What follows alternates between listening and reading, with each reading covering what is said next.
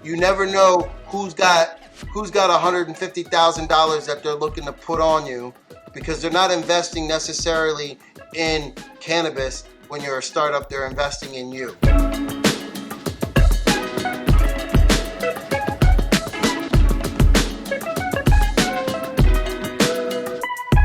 And we are back. Welcome to the latest episode of Commerce and Chill. I am Jessica Johnson Cope. I'm Waleed. And we have a treat for you, my commercers. Today, we have with us the magnificent Mr. Ruben Lindo. Ruben is a serial entrepreneur, but he's what I consider the godfather of cannabis commerce. He has several businesses that are leading in the cannabis and hemp space across the United States. But I got to meet Ruben through the Hudson Valley Economic Development Corporation. He lives a little bit north of us, but close enough to New York City that he can still make an impact. And among Ruben's several holdings, there are three that stand out that we want you to Google while you're watching this episode so you can see how dynamic he is. And it's not just what I'm saying, but that his work speaks for itself. The first is Phoenix Nutraceutical. The second is Blak Mar Farms, LLC. And then if you can see the sweatshirt, he's repping Herbn Couture for the distinguished cannabis connoisseurs. Ruben, welcome to Commerce and Chill. What didn't I tell the people in Commerce and Chill land that you want them to know about you and your tremendous background? I mean, that's it. Interview over. You did it. You got him out. Oh, no. We got a lot to talk about today. Thank you, Jess. I am a former Bronx native. Grew up on 184th Street in Grand Concourse. Probably not too far from where your offices are. Exactly. Really, the biggest thing about us, the biggest thing about me is what I hope people take away from this interview today is just about perseverance and the grind, right? And overcoming adversity. Although we're going to talk about commerce, we're going to talk about my industry and how those things all play into part. The biggest thing is I want people to know that I'm a survivor, right? And I've been through the fire and back, and with the grace of God, and by the grace of God, I found the most amazing industry that embraced me for me and allowed me to maximize my strengths and be the adult in the room in a time when adults in the room were needed. All right. Shout out to all the survivors. And you have such a rich story that I think the people in Commerce and Chill land need to hear. But I thought it would be a timely opportunity for us to get you on camera and to talk to you about the work that you're doing. Because like you said, this is the most amazing industry right now. And we need some adults in the room. And many of our Commerce and Chill followers are business-minded people who are looking for the right fit, the right opportunity. And the green economy is where it's at, right? Because there's power in hemp. And you can get into more detail about that, because I don't think that many people understand the difference between what's on the street, what hemp means in terms of sales and opportunities, as well as what the legal cannabis market it will mean. And as Bronxites, former Bronxites, New Yorkers, New York is supposed to be ground zero for where cannabis market takes off, even beyond what's been happening across the country. So if you don't mind, talk to us a little bit about, you talk about your being a survivor. Tell us about your background. What brought you to this industry, and what qualifies you to be the adult in the room that people want to, like E.F. Hutton, when Ruben Lindo talks, people listen. Well, thank you, Jess. My journey and my path to cannabis was very unique. Being a formerly convicted person, I don't like using the word rehabilitated, and there was nothing wrong with me before I had my run-in with the law. I happened to be a black man that ran into the law at the wrong time, and the rest of that is history, and I won't really go far into that.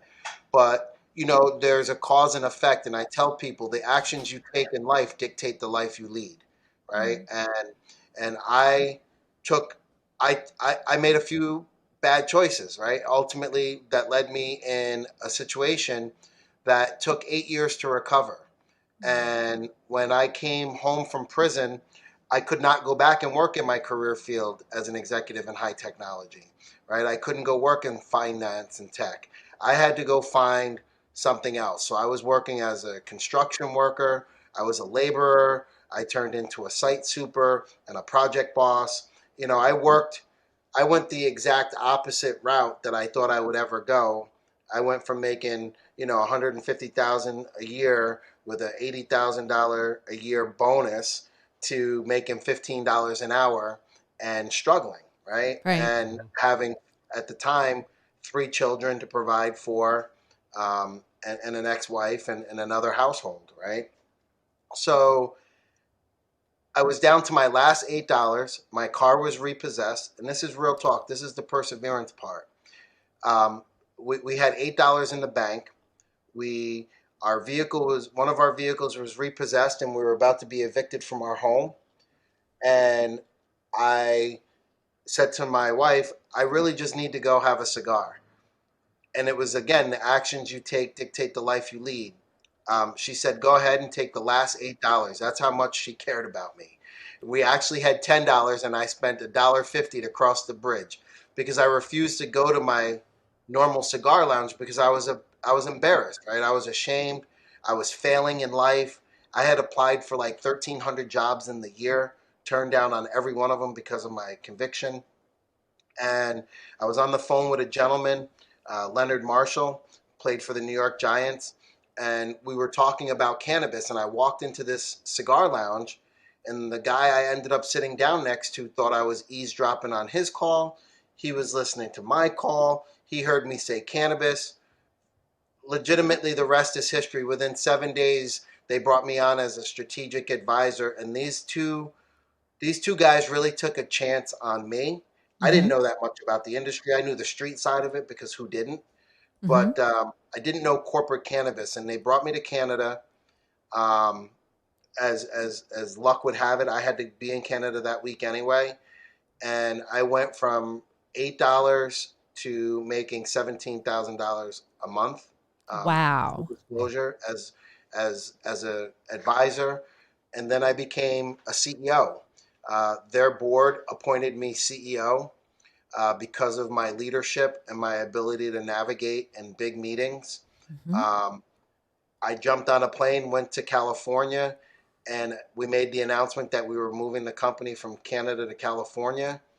And I just out hustled and out learned everyone in the room, Jessica and Waleed. Like that is the God's honest truth. Like there's no one, guys, that can ever say that they will outwork me in this industry, and in life, right? Because I just knew that this was an opportunity, and this was going to be a chance for me to be able to be the provider that God had intended me to be, Mm. no matter what my circumstance was. My promise to God was, you know, you get me through this, and I will no longer be a borrower. I will always be a provider. I will no longer be a taker. I will be a builder. I will never destroy the efficacy of my family foundation and the foundation of the spirit of who gives me breath is, right? And Wow. that's real, and that's the ethos of Ruben Lindo and my family, and we raise our children in this manner. My employees understand it, and that's where we are, and that's who I am, and that's one of the things that I think that when I said earlier, being a survivor, imagine being down to your last $8, and your partner, your helpmate, your soul says, take that last $8 and go burn it, essentially, right? Basically, like Right. just Right. smoke it out. And had she not said that, who knows where we would be? You know, 8 years later, I went from being the first African American CEO of a major cannabis company to strategic advisor for some major brands that are out there that currently exist and are thriving, to launching Right. Phoenix Nutraceutical. Right. Right. So I really walked the walk, but I also walked the plank and a tightrope. Right. Right. Because there's a fine line of demarcation. And believe me, think about this. I went away for a fiduciary crime and I couldn't even have a bank account when I was making $17,000 a year. I couldn't have a Wow. bank account in my name because of my Right. crime, Right. right? And I fought since to get those rules changed for formerly convicted people to be able to participate in banking structure, insurance. You know, next year I'm going to be sitting with some Cory Booker and folks and talking about changing the insurance world. I don't think a Right. lot of people realize this. As a formerly convicted individual, we cannot get supplemental insurance like Aflac. It's You're crazy. banned from it, right? So imagine how discriminatory that is when we're talking about a class of individuals. Again, and we can be real here. We're talking at a point in time in 2017, 1 in 17 black men were either under control in a Mm-hmm. facility or on Mm-hmm. some kind of paper. Mm-hmm. So that meant 1 in 17 of our population could not get supplemental insurance like Aflac or one of those. And I was denied life insurance because of my conviction, because they considered my lifestyle risky. I wrote a bad check and went to prison. It's not like I robbed a bank. It's not like I Right. hurt anyone, you know? So what, again, I'm so glad that this is a platform because a lot of people don't get the chance to really hear the reality of the harsh strickenness of Right. what systemic and institutionalized racism is and where reform starts. It starts with people like us. And you've heard me say this before, and you've been on calls and listened to me, um, as my wife and my neighbor would say, pontificate, right? But it's not. It's sometimes you have to be papal in your approach in order to Right. get people to listen. Right. Right. So you said a whole lot that got, like, I'm just crazy taking notes over here, but you talk about the systemic and structural racism, and much of the talk around why many states want to expand their legal marijuana opportunities is around social justice reform, marijuana reform. Talk to us about what that means to you, because I hear people talk about it, and to me, it just sounds like jibber jabber. What does it mean to you? And based on your experience, how can we make it real for the people who are out here on the Grand Concourse, on 149th Street, Yeah, yeah. 184th Street, people who coming home from Rikers, who haven't, who've been in the system and may not have even really been charged, have been in Right. there for over 365 days and don't have access to the little things because they're locked up in a victim of this societal racism. Talk to us about social equity really quickly. So when you use the word social equity, my skin my skin crawls a little bit because social equity, the legislative intent of social equity is black and brown people first, point blank, period, end of sentence, full stop, right? Because we were the most adversely harmed by the failed war on drugs, right? So when they started talking social equity in California, they were talking reparation, less Mm-hmm. restoration. I took I took a leadership role in California and started saying social equity can't be a catch-all bucket, will not be a catch-all bucket. It is black, brown, and first indigenous people first. That's it, right? Because we were failed by the system. We were Right. failed by a set of policies that were created to really dismantle our legacy, right? And Right. generations of legacies. So when I think of social equity, I think of it in this sense. Social equity is not about having access because having access isn't mean it does not mean you have accessibility. What social equity has to do is open the door and allow people to have a full seat at the table Black and brown people having a seat at the table to participate in an industry that was rightfully ours to begin with. The term marijuana in and of itself is inherently racist, and it was created to demonize the color of someone's skin. The Mexicans who were bringing the product here in a medicinal factor, right? I mean, the history of this goes way back, and maybe we do a part 2 one day, fireside chat, and maybe I have you guys on my show, and we can really break it down, right? But the thing is, I want people to take this away. Social equity, truly in my book, for Ruben Lindo, means black and brown people first, and First Nation and indigenous people first. It doesn't mean that we get a seat at the table after y'all eat, right? We eat first. Leftovers. Food comes to the table to us first. And then you guys figure out what you want to do, because it's not reparations, right? Social equity is a restoration to the people who rightfully owned it.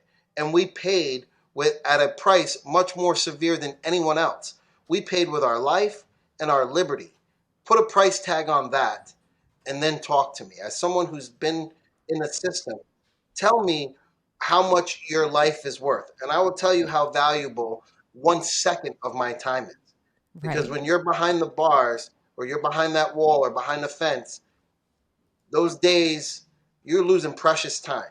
And you know as well as I do, guys, that the things change so quickly that you lose that. And that's what they did. They stripped us of our ability to evolutionize and grow, because we had to get into survival mode instead of thriving mode, right? And that's what social equity is really about, restoring the ability to thrive in an industry that was rightfully ours to begin with, and then excel beyond the thriving. Now, social equity does not just mean ownership, and it's not a D&I program, diversity and inclusion program. It is giving us equal access, removing all hurdles and obstacles that allow us to participate in the industry. So if Ruben does not want to be owner of a cultivation company or a brand, then Ruben should be able to participate and get into a company and be a leader. I can be an executive of someone else's company, right? I shouldn't have to compete unnecessarily because of that. That is D&I. Social equity says, if Ruben doesn't want to be an owner, Ruben still has equal access and opportunity as Brad and Chad and Jennifer and Jane, or Karen and Kristen, right? And Christopher Khadijah, Columbus. Correct. Right. Christine. Right. Khadijah and Jamal have as much right to this, and Jose and Guadalupe have as much right to this as anybody else. And that's what I think social equity is. And like you said earlier, you out hustled, you outlearned people, and that's what put you in a position that you are in today. So you're just opening up the door for anyone else who wants to hustle and wants to learn. They can come and get that, and then it's up to them to produce the choices they make and then how they execute. So Ruben, we could take one quick step back, right? Because our podcast is Commerce and Chill, and we talk a lot about the businesses that we have, our laundry business and our security business. And so people see us as pretty straight and narrow. They don't understand what the potential business opportunity means for hemp and legalized cannabis. And thank you for the clarification on marijuana, because I don't want to continue to use a term that is not putting what we're doing in the right light. So just talk about what's the potential impact to communities like ours, and what's the business opportunity look like now that there are these new laws for hemp and legalized cannabis. So there are many factors and many new avenues that people can take when they want to enter into this green rush, right?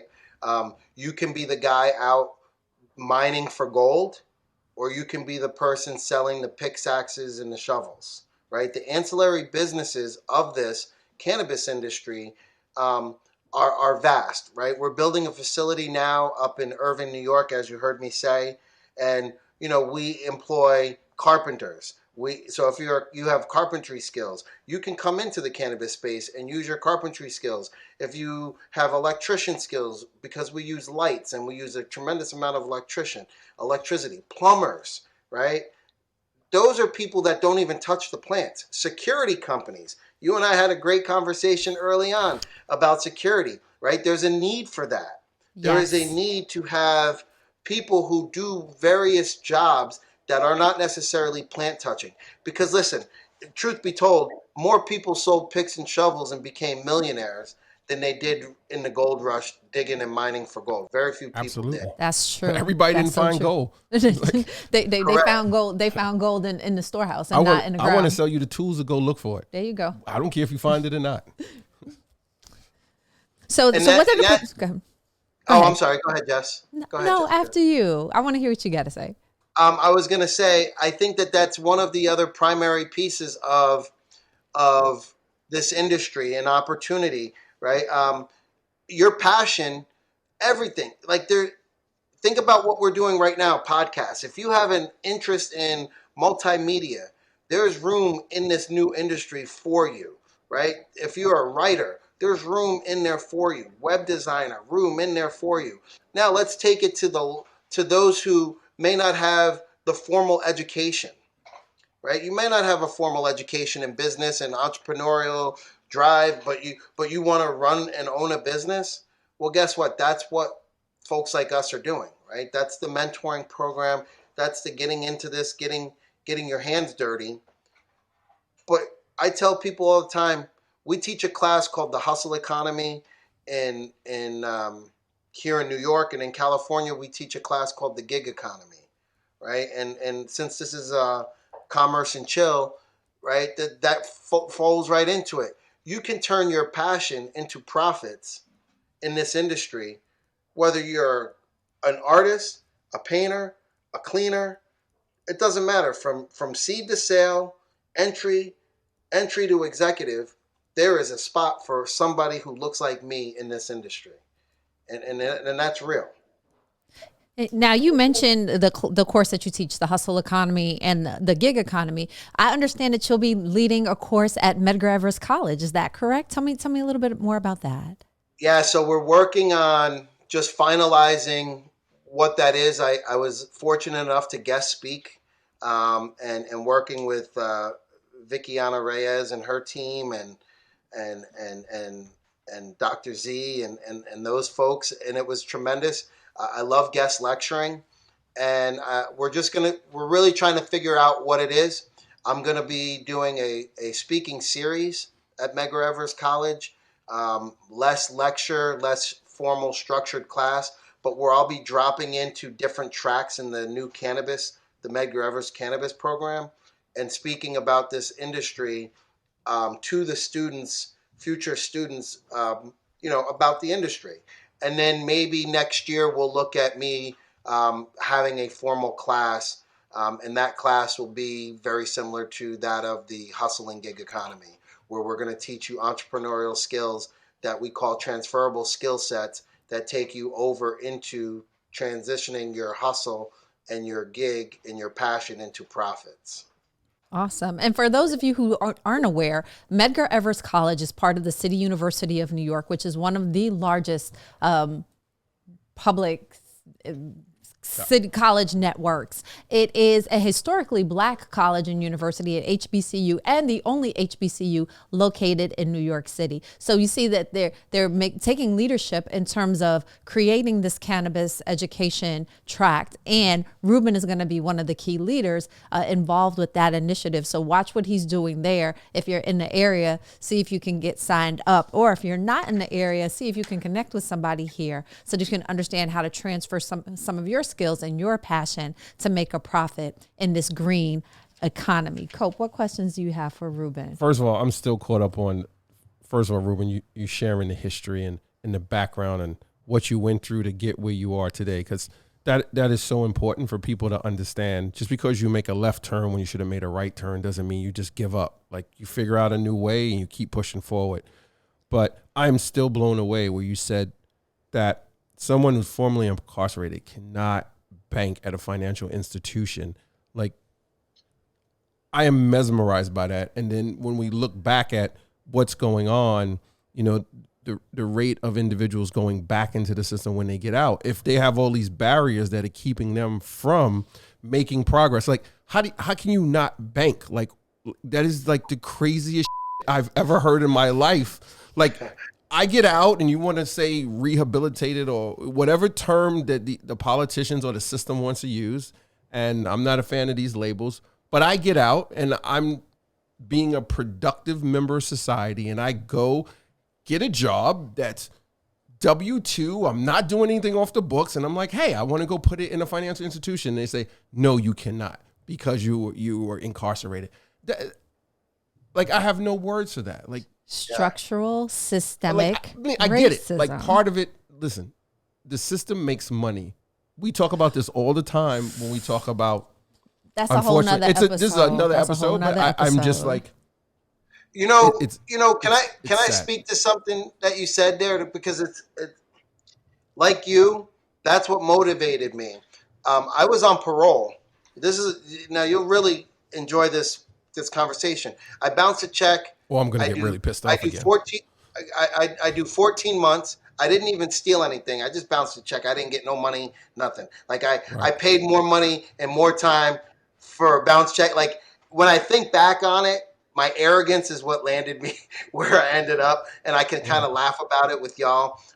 It's a trigger some days, but I was on parole, and I said to my parole officer, I have to pay child support, so I have to ask my boss to give me a paycheck, so that I have a W-2 record, so that you can put it in the system to show that I have a job on the books, because you're really technically not supposed to work off the books, and that I'm able to provide for myself. I have to take that check and pay child support. I have to pay car insurance. How do I do this with no bank account? And my parole officer said to me, I don't know what to tell you. She was great.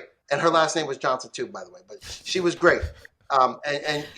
She said to me, look at like an online solution.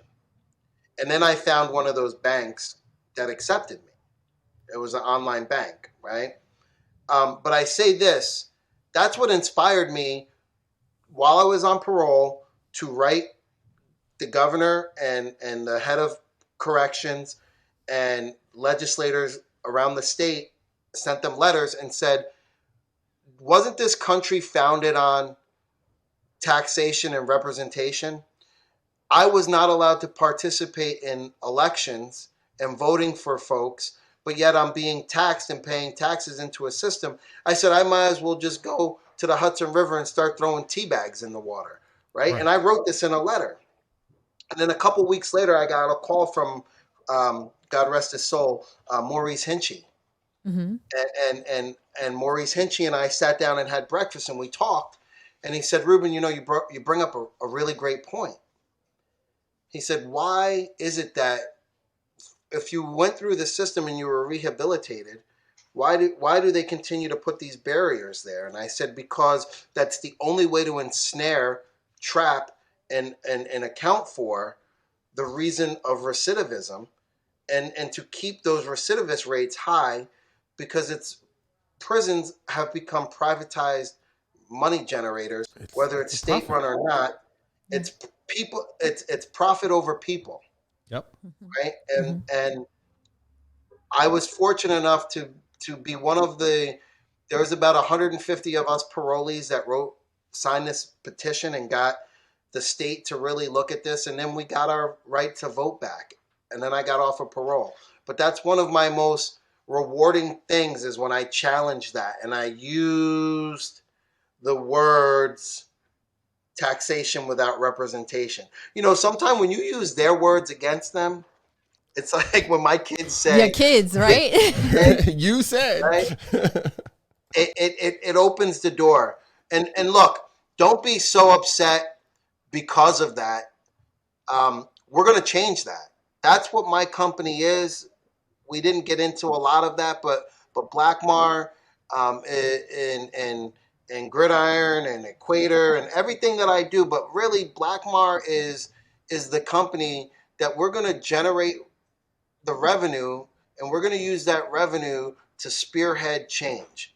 I'm Right. not a social activist. I'm a social actionist, right? Big difference. I go to work and I put my resources to work, and we're starting on a small scale and we're going to grow it. And it's amazing.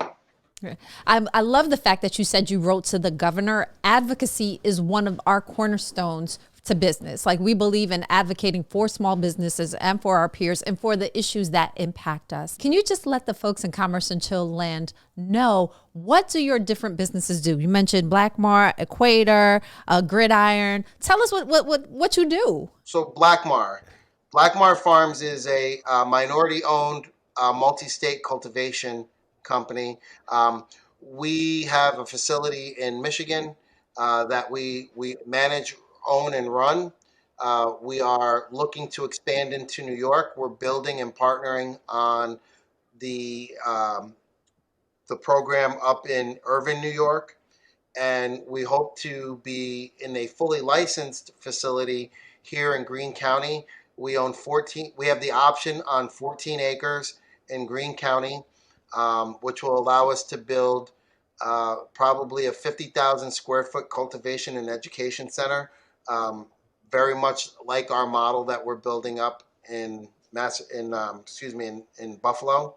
And in Massachusetts, we're looking to acquire a company that holds 3 licenses: cultivation, extraction, and delivery, and do the same thing there, right? That's kind of my goal. And then I'd like to get a facility in Connecticut. And when Pennsylvania comes on, I'd like to take this model to Pennsylvania, and really just create the model.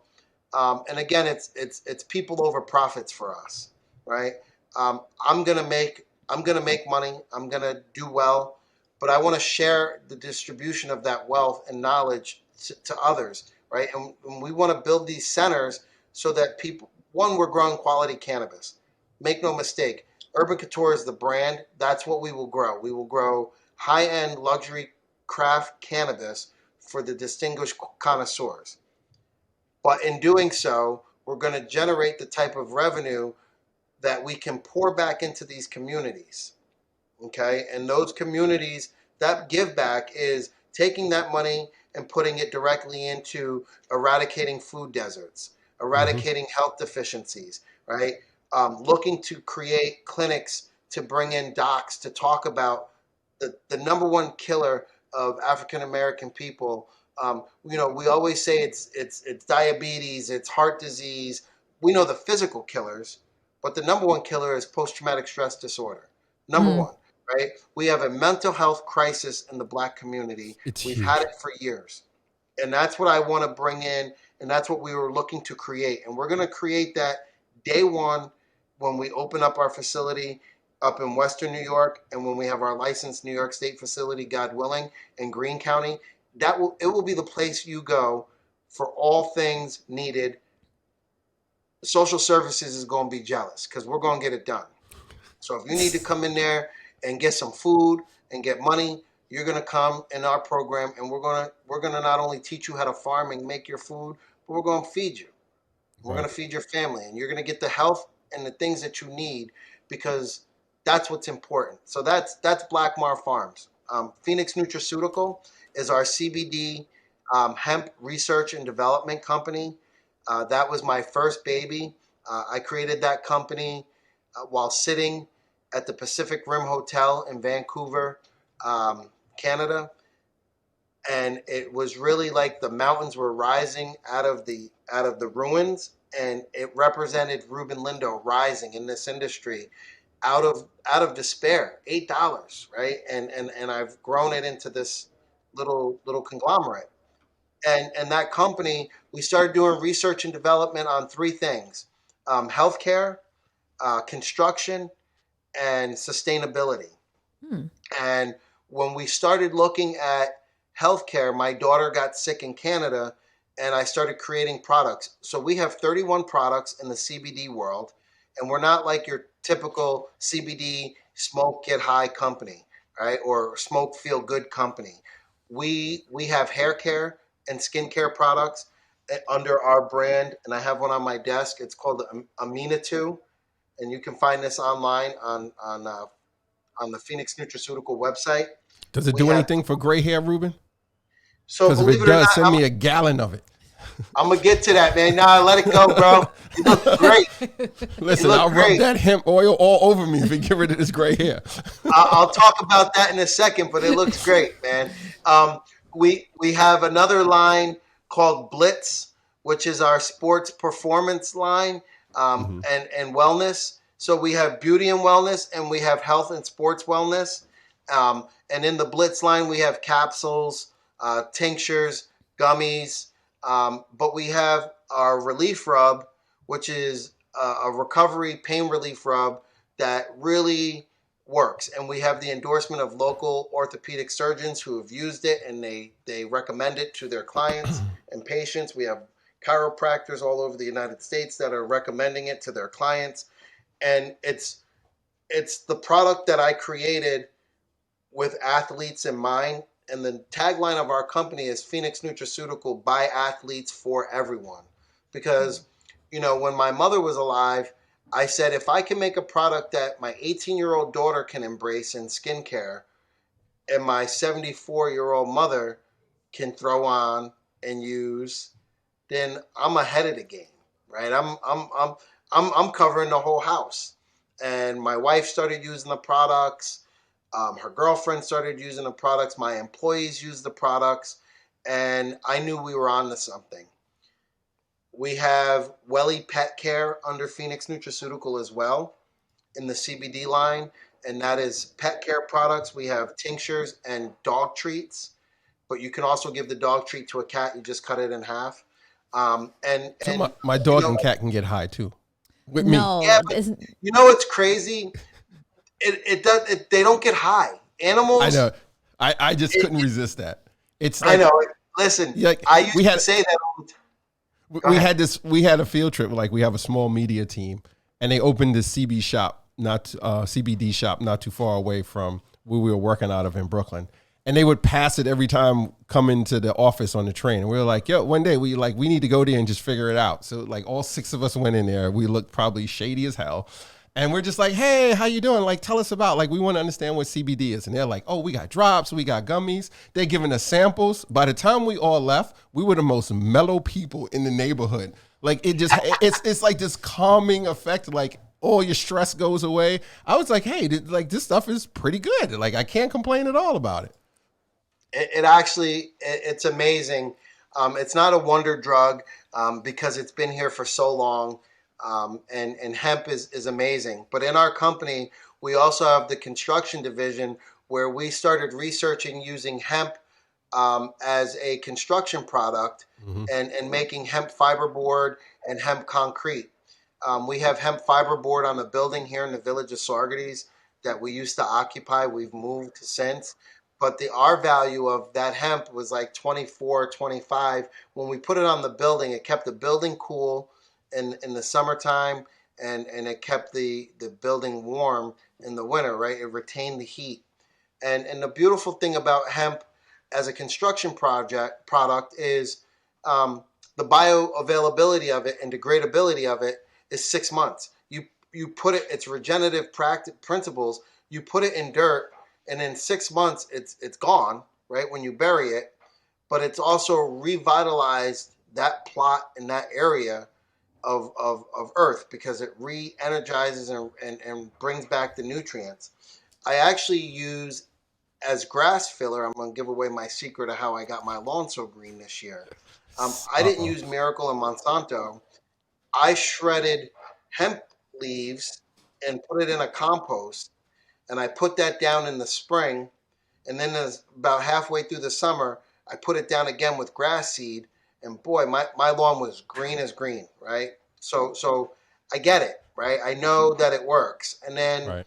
the other thing was, before the pandemic, we started investigating using hemp as a biofuel, and we wanted to power a Tryon supercar, which was Tryon as a company out of Vegas that has a supercar, right? Like Mm-hmm. Lamborghini, Porsche, not Porsche, but like Lotus, 12 cylinder sports cars. And we got into that, and we were working with engineers from Exxon and folks, and we were providing the hemp concept, and then the pandemic hit, and we put the brakes on that program, and we're going to get back to that this year. I told my team, but so that's what we do in Phoenix. But the other thing is we have our own mobile app, right? You can go on and download our mobile app and track your efficacy and your usage of cannabis and hemp products.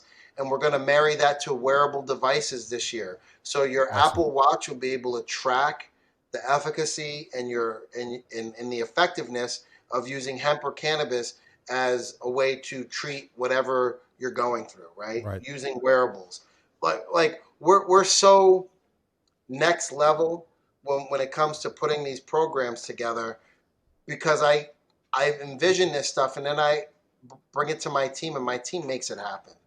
I don't awesome. do all It's all about this, right? Right. It's a team. What did somebody say? Ruben's Wizard of Oz behind the curtain, right? Like it looks like I do all this, but I have a great team and I have a great technology partner in Strain Print. And I have amazing staff and partners that just get it done. And then finally, that's you talked awesome. about Herbn Couture. And then, Jess, I'll be quiet for a minute. Because she's looking at me like, if this guy don't shut up for 5 minutes, I can ask him a question. You should No, see how that's why we have she's you writing on. everything you said down, and I'm sitting over here trying to figure out how the hell I'm going to get into the hemp and cannabis. Let him tell us about Herbn Couture, and then we'll ask him about the first steps. Right. So Herbn Couture was born because I realized that something was missing. And there's something that you guys don't know that I'm going to announce here today too. And this will be the first real public announcement of this. But Herbn Couture is a luxury lifestyle cannabis brand, right? So this is the epicenter. This is where cannabis, culture, art, and entertainment come together, and we put a little polish on it. And we threw an event in June where we had Steve D'Angelo, and you guys were sponsors of the event. And we're going to do another event. My wife is putting together a 420 Upstate event, but we're going to do our annual event in August, which I want you guys to participate in, and we're going to give out an award. But this company is about high-end products married with high-end culture. And look, I tell people, cannabis is more than hip-hop. It's a big part of hip-hop, but Right. cannabis is so much more than hip-hop. It is the cultural exchange of the world. This is a commodity that can be exchanged globally through the infrastructure of the world, and you never even have to speak about it. It has an intrinsic value of health and an economic value, right? So when we talk about marrying culture and doing all of this stuff, of course we have the swag, and I'll make sure you guys get sweatshirts. Right, I'm gonna make sure you each get a sweatshirt, Herbn Couture sweatshirt. But the thing is, I'm so wearing it on the next episode. the thing. Thank you, and I encourage you to. The reason why I went this route with this brand was because I got tired of culture vultures and people jacking and co-opting our industry and our life. Right. Right. So Look at I said, sneakers well, now. how do we marry it? And I went to my wife and I said, I want to throw events. I want to have high-end events. I want to have apparel. I want to have products that match our apparel. Our logo is quality. And the logo is kind of a play on word, right? It's like, so it's urban, right? But it's also her, like woman led, which is my wife. And the BN is black, black now, right? So it's women black now. My wife is not a black woman. Let me just say that. But I say that to people because sometimes that message gets distorted. But Right. my wife is a woman leader, and I'm teaching her how to be a leader in this industry. She was a special education teacher who became a stay-home mom who married a serial entrepreneur in the cannabis space, and now is the president of Herbn Couture Luxury Lifestyle Brands, right? So she runs the brand. She runs with the use of our other team. So those are our companies. That's what we do. Be on the lookout for our pop-up brunches coming. We're starting those in the spring, and they're going to be informal. You don't have to get dressed up for informal, but we're going to have guest speaker series come in, and we're going to bring them all over New York State. We're going to do them in the Bronx. We're going to do them in Brooklyn. We're going to do them in Westchester. We're going to do them in Buffalo, Syracuse, Plattsburgh, Albany, Schenectady, Newburgh. And we're going to find a location. We're going to have a brunch, pay $50 to come and have brunch, consume some cannabis, listen to some good music, and then have a guest speaker tell you about the industry. That's what we are. That's who we are, in a nutshell. That's what's up. You've shared so much with us today, Ruben. Just really quickly, if we only had time for one more question, what I would ask is, what's the first thing that you would tell a small business owner who's looking to have a startup in the hemp and or legal cannabis space? What's the first thing that they should do to get started? Nah, that's not, like. Okay, never mind. Go ahead with that one first, Ruben. I know we got another question. That's not the last one. I'm gonna answer it. That was a softball. Get my coins up. This is a softball one. Get your team ready, right? Get your team ready. If you want to get into space, start networking, because your network is your net worth, right? You never know who's got $150,000 that they're looking to put on you, because they're not investing necessarily in cannabis. When you're a startup, they're investing in you, right? Racehorse. So get your network together, get your team together, and then start networking and learning, right? Ask questions, carry a notebook, and build your knowledge database so that you become a formidable opponent of Ruben Lindo in the hustle world. I like that. Go ahead, Chief. What's your hardball question? Let's really get into this now. Somebody's got some coins on the side and they're like, I'm super interested in the cannabis or the CBD industry, but they don't want to touch the plant. They don't want to touch the seed. They don't want to do any. There's a ton of opportunity, I believe, and I'm not in the industry, but I believe there's a lot of opportunity on servicing, on being on the outside to provide the supporting services or infrastructure that any industry needs. That you get in these little niches and then you can make lots of riches. Right. So riches and niches. Somebody's got a couple coins on the side, Ruben. You've got all this experience. Where would you point them to say, you know what, this is where there's the biggest gap. Or this is totally, this is something that's overlooked. It's like so underrated and it's not sexy, but you could get into it, you could do it, and you could make a good living off of it. Packaging, sustainable packaging, right? I'm so glad you asked that question. And for those of you who don't know, my man contacted me offline and texted me, and I gave him that question because I always like to end with sustainability. No, I'm just kidding. The truth of the matter is, sustainable packaging. If you have some money and you want to get into this and you don't want to touch the plants, you don't want to get into owning a dispensary, but you want to service the industry, I would start there.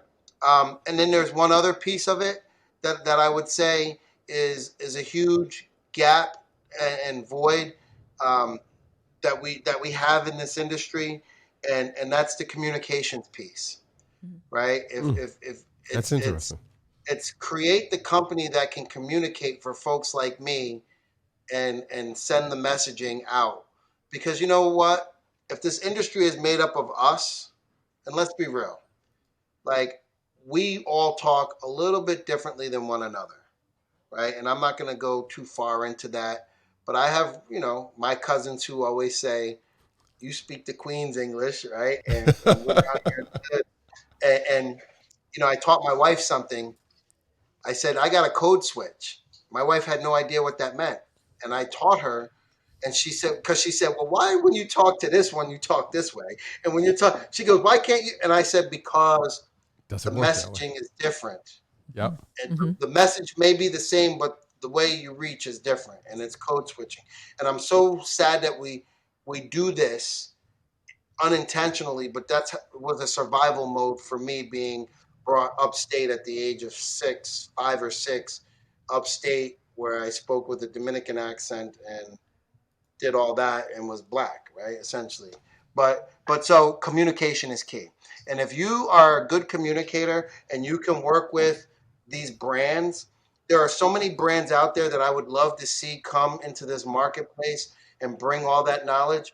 You don't even have to touch the plant. Just be their liaison, be a communicator. If you can write a business plan, you can write a strategy plan, work with these guys because they're going to pay you to get them where they need to be. That's important. That's Right. one thing.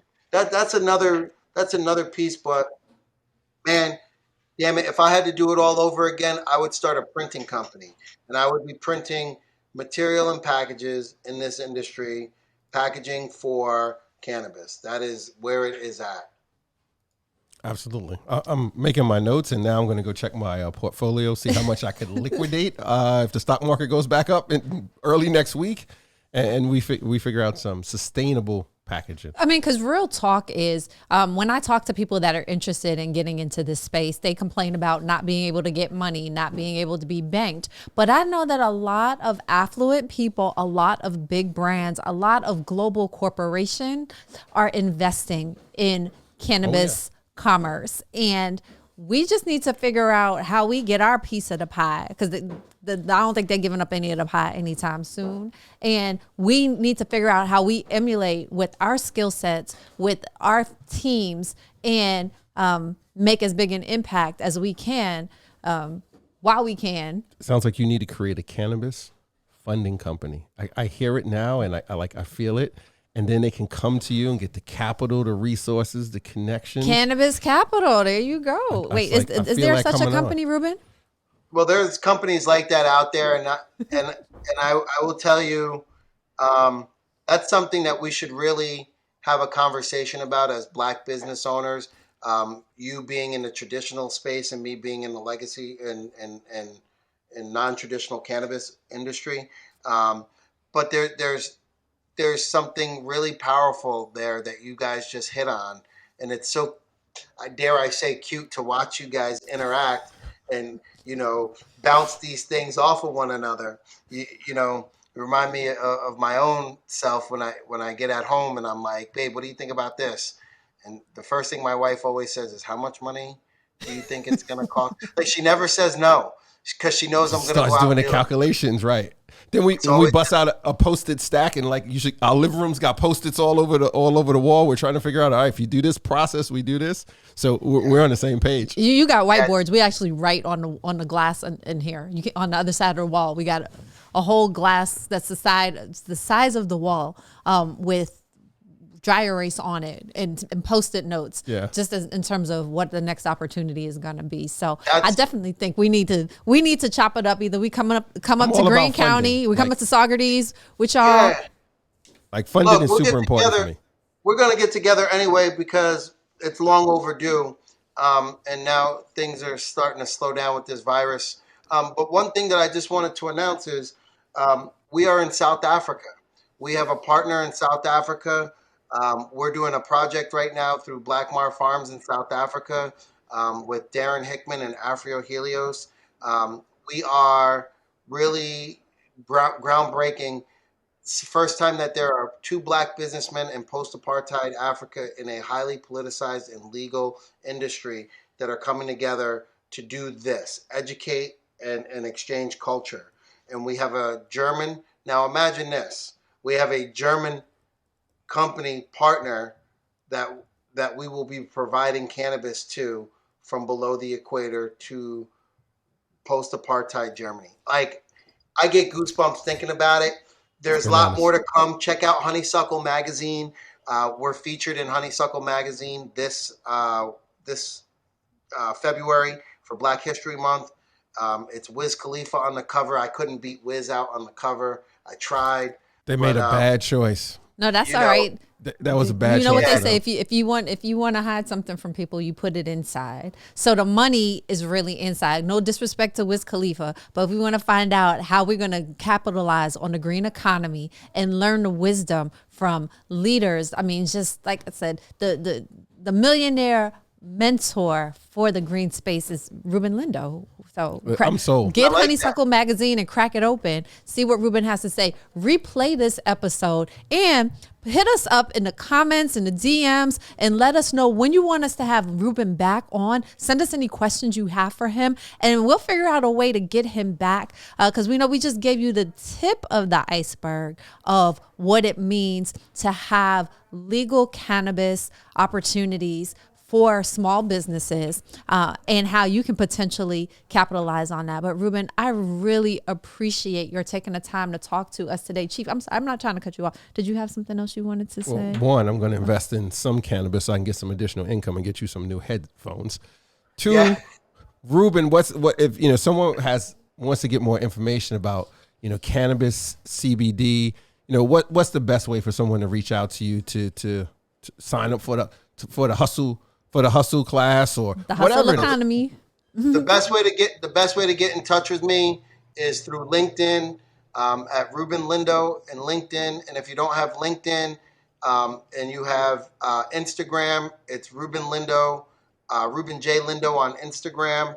And if you want my email, it is Ruben RUBEN at Blak Mar BLAK Farms.com. And if you guys, anybody out there who reaches out to me, you'll go to my assistant. But I will schedule 30 minutes with anyone. It may it may take us till June to get there, but anybody, we'll get there.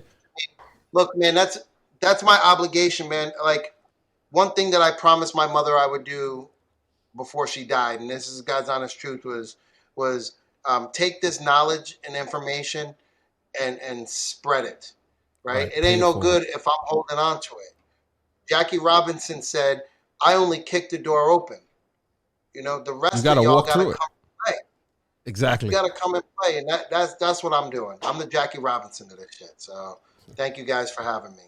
No, thanks for taking the time, Ruben. It was a pleasure. I look forward to us getting together. Sure. Some of those pop-ups, I might have to pass on the cannabis, but I'll definitely be there for the brunch because they do drug tests at my job, so I don't want to get fired by the boss here at Johnson Security. But absolutely, I look forward to us connecting and then talking offline too to see, what else we can do to. It's just not about the cannabis industry. It's about what else we can do to empower people. What else can we do to get people to the next level who either have disadvantage or who just want to get into something and build something positive and keep growing the community in any way positive. Yeah. Absolutely. Yeah, because here at Commerce and Chill, go ahead, Ruben. You go. I got you, though, Waleed. I got you. Awesome. But what I was going to say is here at Commerce and Chill, we talk about business, but we also always try to shout out people that we want to do business with, but people that we also want to chill with.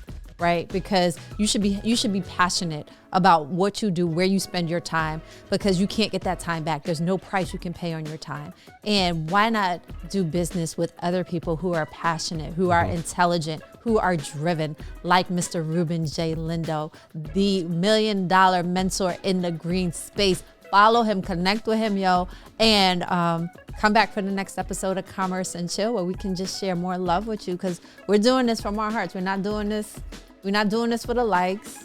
We're not doing it for the follows. We're doing it so that we can build sustainable entrepreneurship opportunities for people in our community. So we thank you for joining us. Definitely. In closing, we got Ruben J. Lindo, Jessica Johnson Cope, and I'm Waleed. And we hope to see you soon. Thanks.